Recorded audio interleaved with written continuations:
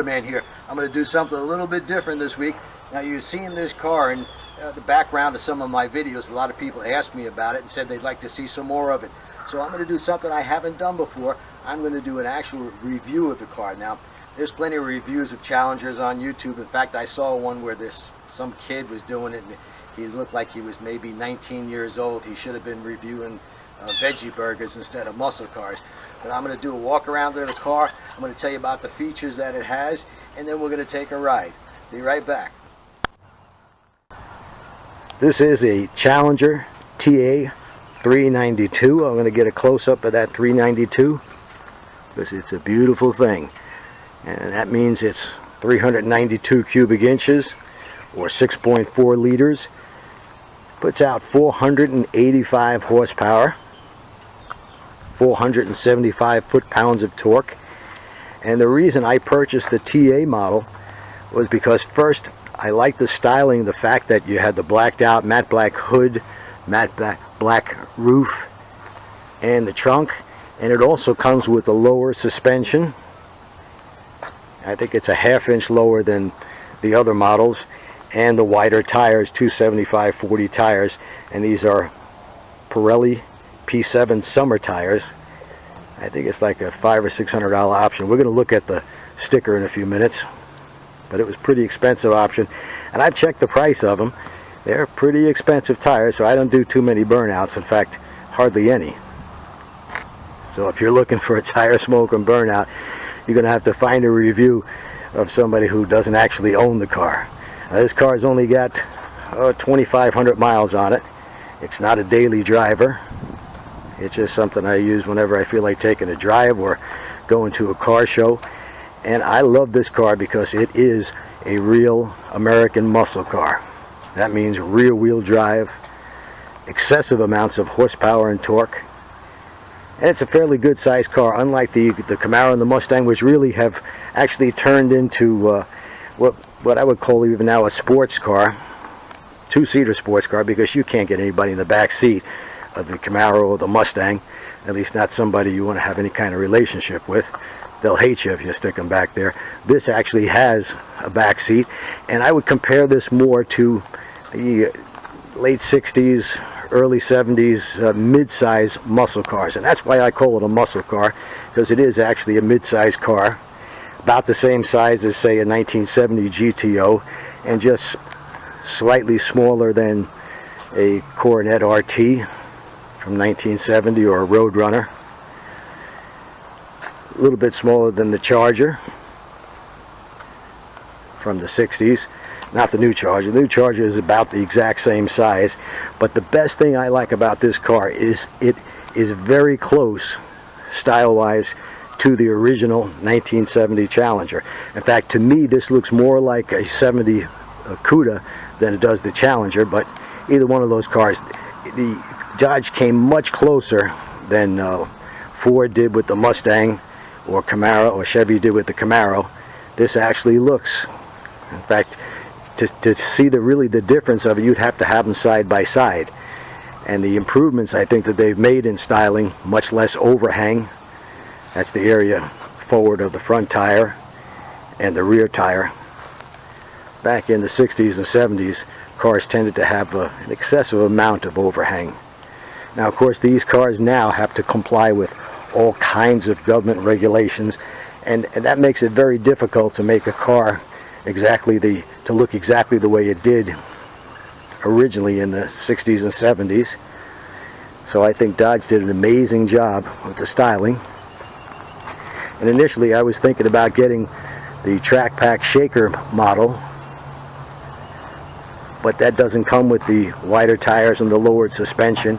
And I actually like the blacked out matte black hood, roof and deck lid that this car comes with. It really stands out. This is anything but subtle.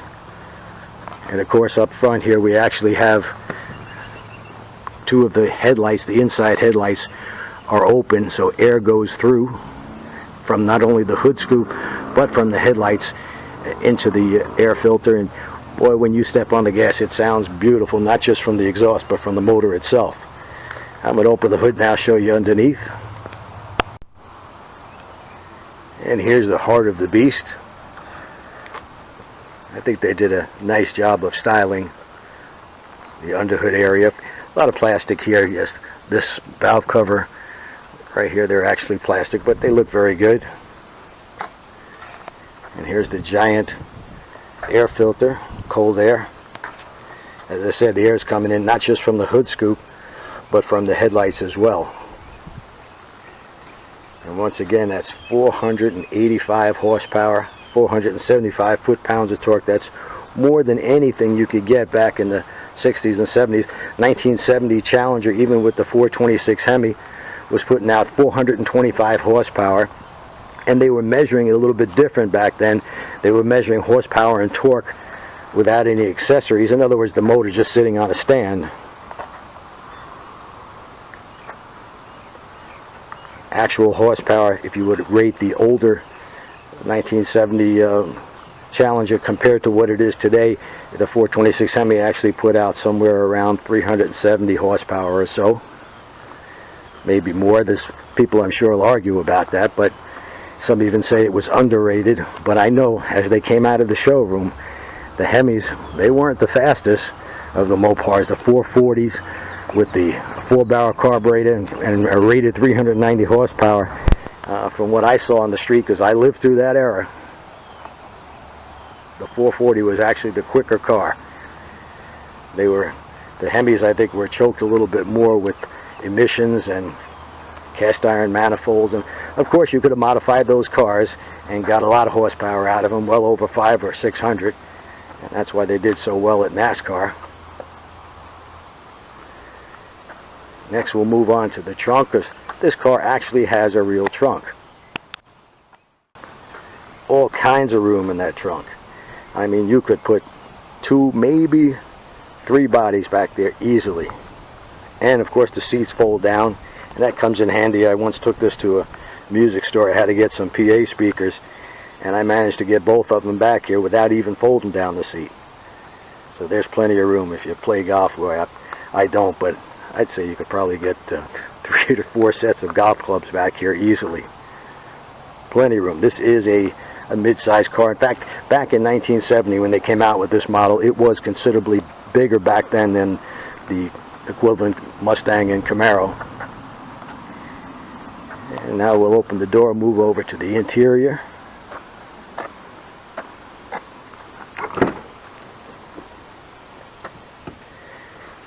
And the interior is also very reminiscent of the original Challenger or Barracuda. They were very similar. By the way, here's the factory sticker.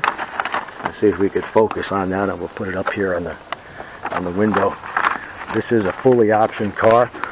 One of the things it does not have is a sunroof, and when I was looking for this car, I was hoping to find one without a sunroof. So many of the loaded cars came with the sunroof, but it's been my experience, and I've owned over 30 cars in my time, and you get a sunroof, eventually they start rattling, then they start squeaking, and then they start leaking. Plus they weigh a little bit more. Who needs the extra weight? This car, by the way, weighs 4,250 pounds, I believe, compared to the 70 Challenger, which was about 3,600 pounds. So it's quite a bit heavier, but it does have a lot of options on it. And sticker price is $52,060. And a lot of people say that's a ton of money back in the day. A 1970 fully loaded Challenger, even with the Hemi motor, would go for about $5,500. And that's true, but $5,500 then would be about the equivalent of $35,000 now. And of course, with all the features this car has, they weren't even thought of back in those days. Air conditioning, heated seats, navigation systems. I mean, the stereo is amazing. 8.4-inch touchscreen. And in just a minute, I'm going to climb in there and show you the performance pages, etc. that comes on the computer. But the back seat, by the way, is very usable. You could actually put 2 adults back there easily, maybe even 3. And it's got an armrest. There's plenty of leg room, and there's enough headroom. I'd say if you're 5'10" or under, you're going to fit back there just fine, which cannot be said about the Camaro and the Mustang. As I said, they've gone mainly to what I consider no longer a muscle car, but a sports car.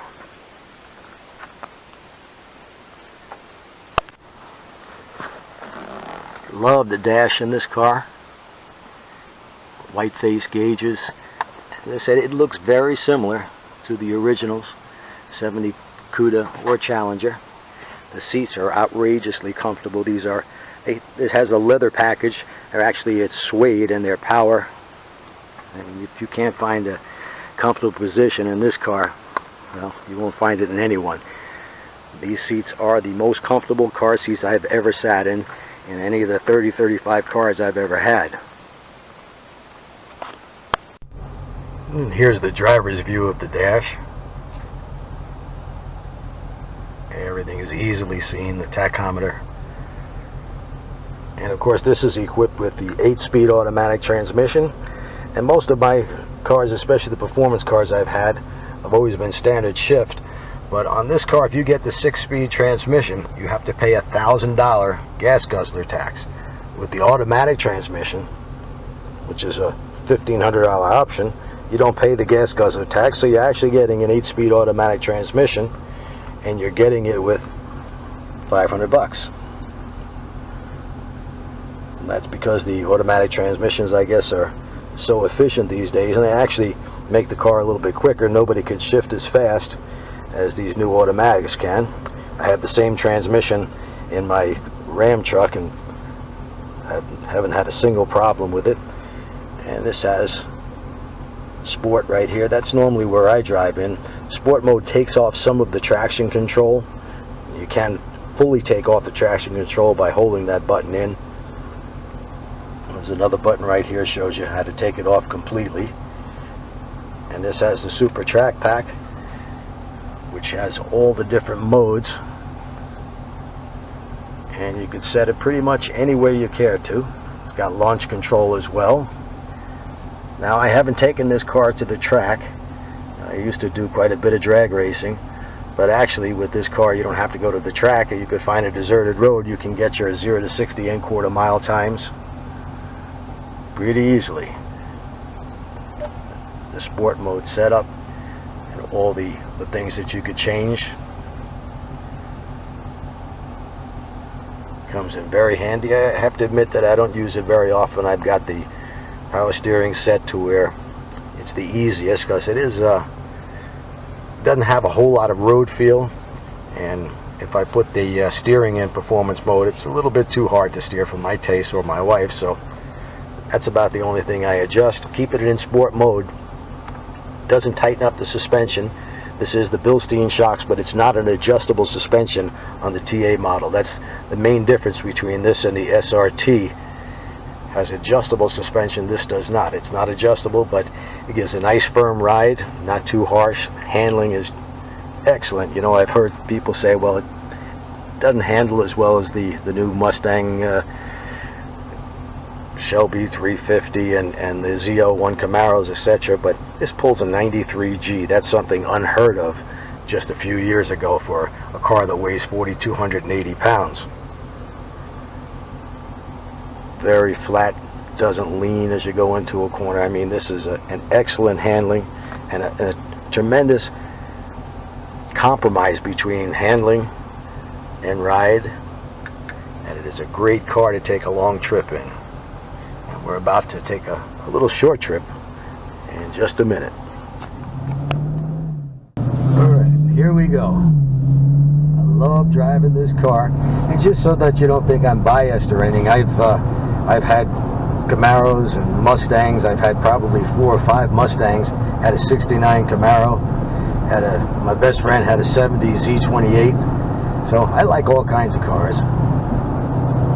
But this is the closest you're going to come to a true American muscle car. Muscle car meaning it's got a lot of power, a lot of torque, and it's not some tiny econo box. I usually drive around in sport mode. What that does is it holds the shifts a little bit longer, makes the shifts a little bit quicker, and it doesn't allow the motor to go into 4-cylinder mode.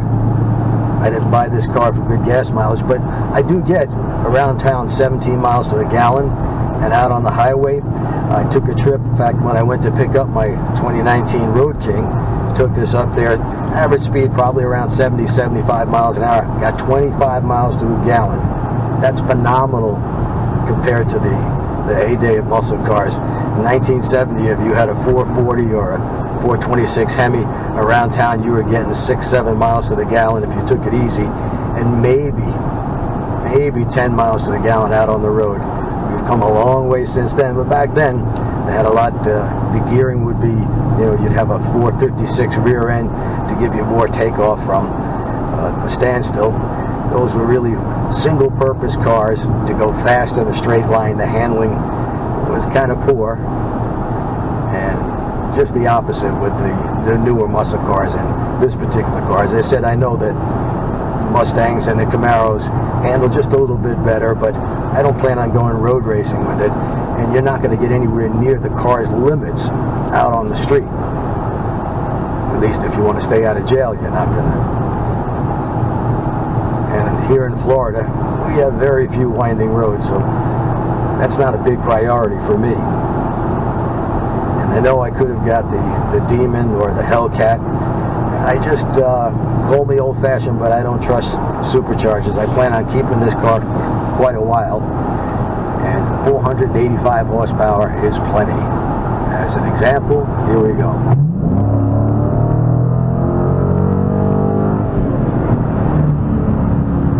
That's why I bought this car. It sounds terrific, and it's got all kinds of power.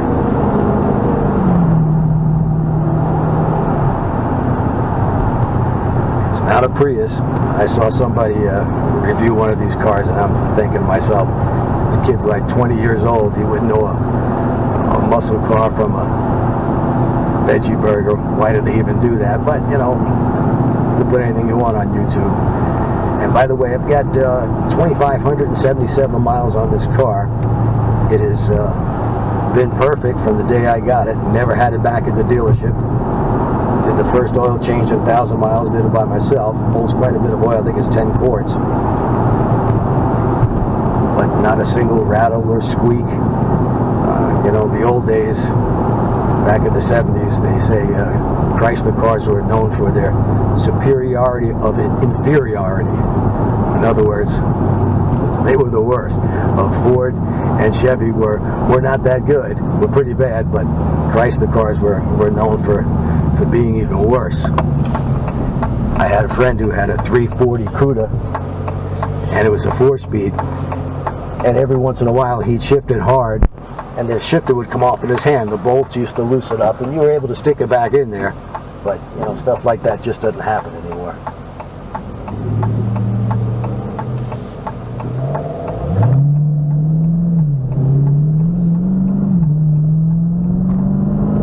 Now we're going around some turns here. This ain't exactly the Dragon, but they're pretty nice turns, and the car just handles beautifully.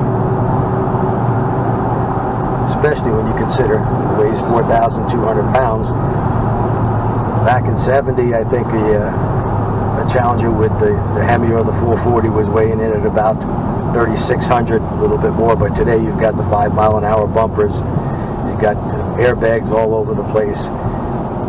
You've got bars in the doors. I mean, there's all kinds of regulations, government regulations, that they add weight to the car. There's no doubt about it. Back then, a compact car would weigh maybe 1,800 to 2,000 pounds. Today, a compact car weighs 3,200 pounds. But with the electronics today, fuel injection and the computers, you get so much more power out of a car and so much more reliability. It was one thing back in the 60s and the 70s. I had a 71 Nova Super Sport with the 350 motor, and you'd foul the plugs from riding around town. Even on it, that was a pretty docile motor at the time, low compression. I think it was rated at 200 horsepower or 220, something like that. In fact, I bought that car because I read in Hot Rod magazine they took one and they did a couple of minor modifications, and it went from a 15.7 quarter mile to a 14.9 quarter mile, and it was like, I think $300 they said they had in the parts they put in there. So I put those exact same parts, or I had a friend do it, and went to the track, and sure enough, stock it ran a 15.6 at 89 miles an hour, took off the smog gear, bumped up the timing, and eventually got it down to a 14.9 at about 91, which was pretty good for the day. Now this car, from what I've read, because I haven't checked it, I haven't taken it to the drag strip, from what I've read, you can get 12.5s out of it. That's what Car and Driver magazine got, 4.2 seconds 0 to 60, 12.5 quarter mile at 116. Now if you compare that to 1970, they tested a 340 Cuda, that's with the 3.2 barrels, and it was the equivalent of this car, and it ran a 14.3 at 100 miles an hour. So performance has gotten a lot better. Everything about cars has gotten better. And yes, of course, they're more expensive. But as I said, if you think about what the dollars were then compared to now, this car would be, you know, a loaded up Challenger in 1970, about $3,500.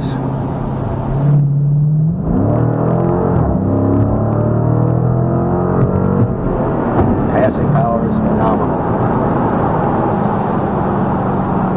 And it sounds great doing it. I think we got some cops up here ahead. So I'll slow down. I think speed limit here is about 45. So yeah, back in the day, you know, a $5,000 loaded up Challenger would be equivalent to about $33,000 today. And if you get a base Challenger, even with a 6-cylinder, it would outhandle that 70 Challenger, and you can get them for actually less than $30,000 with a 6-cylinder. I think it's 300-something horsepower. It's just as fast as a 340 Challenger would have been back in the day, and of course the reliability is so much better. Back then, when you got a car, I mean, it doesn't matter what kind of car, any American car or European cars, they were even worse. But you got one of those cars and you brought it in for the 1,000-mile checkup, and you'd have a list of problems, rattles and squeaks, and I mean, just outrageous, but that's just the way it was. And what actually changed that was the Japanese cars that were extremely reliable and excellent quality. So the competition made the American vehicles get much better. And actually, it wasn't until about maybe the mid-'80s where quality was a big concern for just about all the manufacturers. Chrysler did lag behind, I think, until about the early 90s, where Chrysler products, Dodge, got quite a bit better. And like I said, 2,500 miles, not a single problem with this car.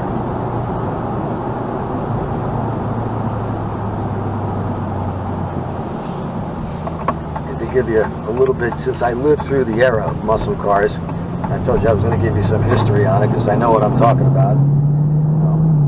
In 1971, I had just turned 16, and I missed the real height of what I call the fastest muscle cars came out between 1968 or so through 1970.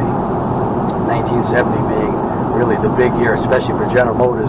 They came out with the LS6 Chevelle. That was, in fact, it was my favorite car back then.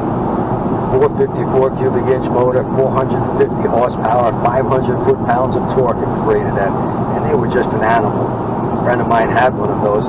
They came with E70 14 tires, which is equivalent to something you'd find on a compact car today or an economy car, but back then that was middle of the pack.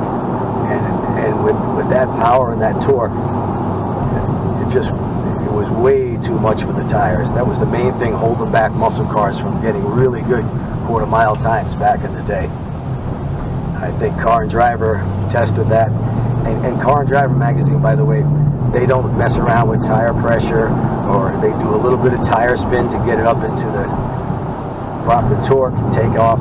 And I think they got a 13.6. It was the fastest American car they'd ever tested.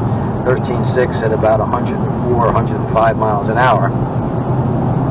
And said this car is, you know, back then I thought when I rode my friend's car, I said this is unbelievable amount of power. But the problem was you couldn't get the power to the ground. Today's tires are just far superior. But I will tell you, on this particular car, even with the summer tires, the stickiest tires that you can get from Dodge, it's pretty good. But you have to be real careful to launch this car properly so that it doesn't go up in smoke. In a drag race, it's the first 60 feet, especially on a track, it's the first 60 feet that count. You get your 60-foot times in 2 seconds or less, and you're going to get a good quarter-mile time. Any more than that, and you're spinning those tires. I'm sure too, back then, if you could put a set of slicks on a 454 Chevelle, you'd probably get into the high 12s with that kind of traction. And the same thing today, if you put a set of slicks on this car, or you don't want to break anything, get a set of drag radials, and I'll bet you can get this car into the 11s fairly easy with no other modifications. The best time I've seen for a stock car with drag radials, with the 392, this exact car was 1188. I think it was 119 miles an hour, which is pretty good for a car right out of the showroom.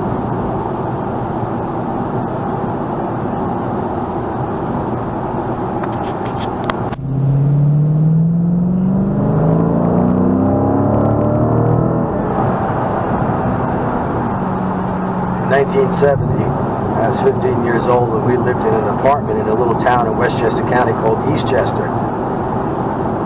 Most of Eastchester was pretty wealthy area, upper income for sure, and there was kids in high school that had all kinds of muscle cars. I guess their parents would buy them for them. They usually didn't have them long because they would always crash them. Even my friend who had the 454 Chevelle, he had it about 2 or 3 months. He used to like to drink a little beer and drive, and with a car like that, it gets so squirrely when you just hit the gas just a little bit too hard. It was too much for him to handle. He wrecked it, I think about 3 months after ownership, got $3,000 worth of damage. Now, he only paid $4,200 for the car brand new. That car had the 410 gear. It was a bench seat, and the Muncie M22 rock crusher, black with white stripes, and the cowl induction was the other option he got on the car. But he got that fixed, and maybe 6 months later, did it again, only this time he totally wrecked the car. It's a damn shame. Today they would take a car like that, didn't matter how bad it was wrecked, and it's worth restoring. They're going for, $200,000. If you watch Barrett Jackson and seen some of the prices the muscle cars are going for, it's outrageous. And I think that this particular car, it's probably the last of the real muscle cars. It's something to hang on to. I think after a few years it will start not depreciating anymore, and maybe even appreciating 10 or 15 years from now.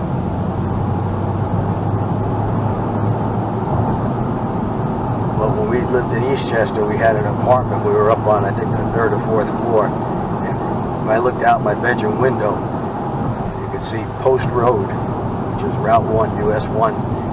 And it was a straight road there. There was a traffic light, and you could just sit there and watch the drag races going on. As soon as it got dark, there were very few cops in the town,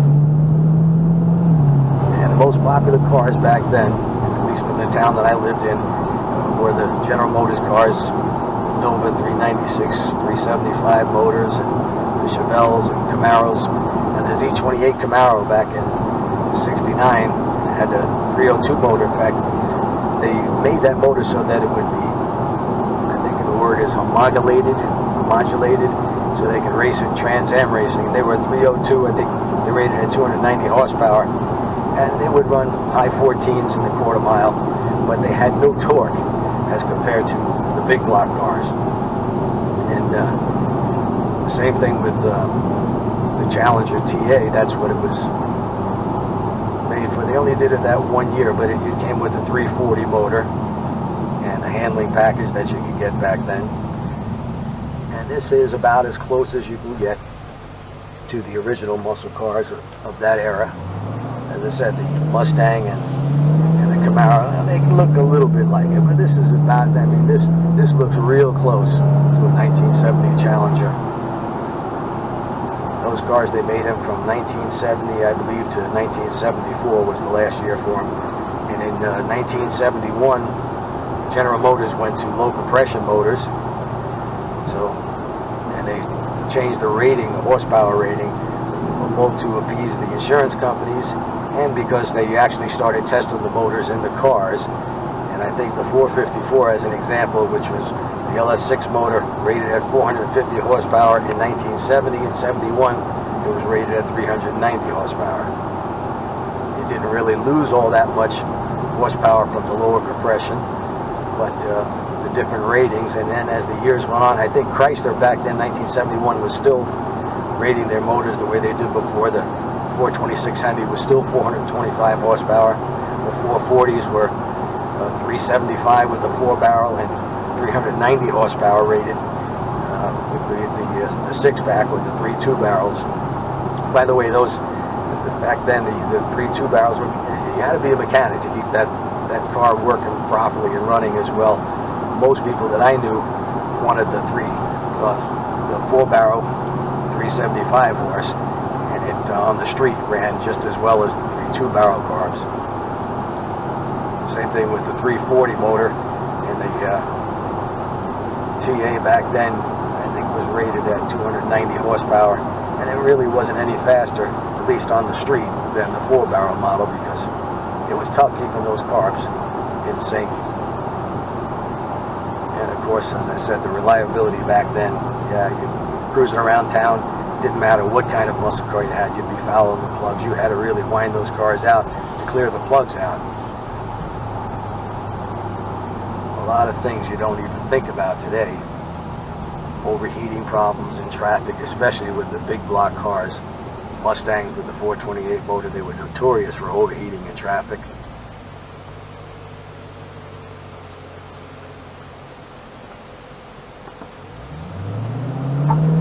That just doesn't happen today, with maybe the exception of the Corvette with the blown motor. Now I've heard, I don't know about on the street, but they're supposed to be track-ready cars. You know, you put them in track mode, and you better take just one lap, because after that they start to overheat. I don't know if Chevy has done anything about that, but that just shouldn't be on a high-performance car like that. With today's electronics and all the things that they can do today, it's really amazing.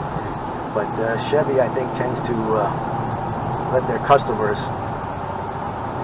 test their cars out for them, and sometimes for quite a while. In fact, I just read that there's a class action suit against General Motors for the 8-speed automatic transmission.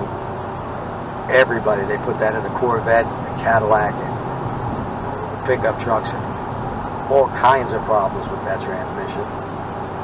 And after, I think, 6 or 7 years of using it, they still haven't figured it out. Supposedly coming in 2020 is going to be the new mid-engine Corvette. I certainly wouldn't buy a first-year car. In fact, I'd wait about 3 or 4 years. I had a 2015 Corvette before this, and it had the automatic transmission, and at 3,500 miles, the transmission was shot. Now they had all kinds of cures, or they had fixes for it, but no cures, so you could bring it in, and Chevrolet would change the fluid and then the torque converter, and then as the problems continued, they changed the transmission, and on it went. So the dealership would have the car more than you, and I mean, that's a car you're paying a minimum of $65,000 for. I actually traded the Corvette for this car, even trade. It was at 3,500 miles, and I wasn't about to start messing with dealership mechanics. Trying to take the transmission out of a Corvette is a nightmare, and you got to be pretty good mechanic to get it out and get it back in the way it should be. I didn't trust them at all, so I traded that car. Now the Corvette was a little bit quicker than this car. It was just the Stingray. It wasn't the Z06. A little bit quicker than this. Of course, it handled better, but on the roads we have here in Florida, it's really tough to tell. It's not something that you use every day as far as the handling capacity of a car on normal roads. But I traded that, and I'm happy that I did. I've had no problems so far with this car, and like I said, it's not a daily driver. It's just a weekend toy, or whenever I feel like taking a drive. Haven't driven it much lately because we're at the end of love bug season. You don't know what love bugs are down here in Florida. In May and in September, these black fly kind of things, they don't bite, but there's two of them stuck together, they're mating, and if you leave them on the paint for more than about a day, they are in the paint for good. You got to get them off right away. They're just filled with acid, no natural enemies. I've been in Florida for over 40 years, and it's just for those 2 months out of the year, it's horrible. So I keep this in the garage. In fact, even though now we're at the end of love bugs, I can see I've got probably 8 or 10 of them. I'll have to wash this car when I bring it back to the garage, because I will not leave them on and let them get into the paint like you see so many people here in Florida do. You buy a used car in Florida, check that front end out. If you see these little marks right in the paint, it's love bugs. It means the person didn't take care of their car, especially if you just left it sitting out there baking in the sun for more than a day. They are in the paint. And since I'm fanatical about keeping my car clean and looking new for as long as I own it, I tend to not even drive it during love bug season. But if you're in the market for a muscle car, this is really about it. Now there is the Charger, but that's a 4-door, and I don't consider 4-door cars muscle cars.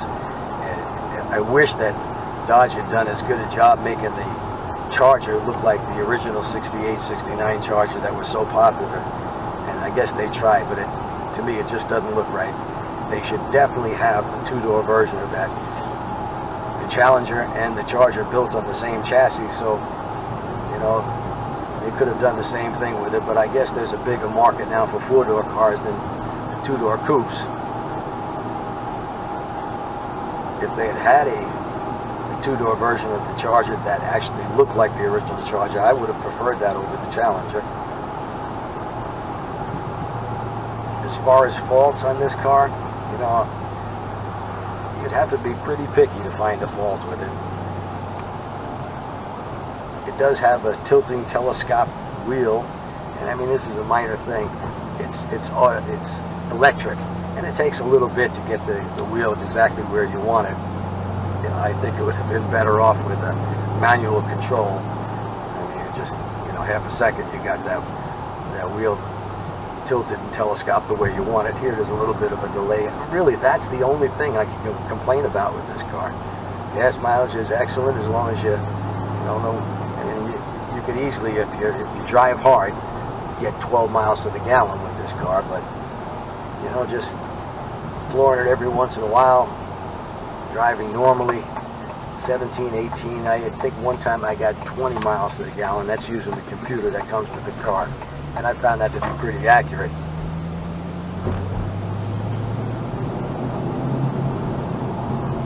So for people, you know, that I know there's some people that think that everybody should be driving an electric car or a Prius to save the planet. I don't think the planet's going anyplace.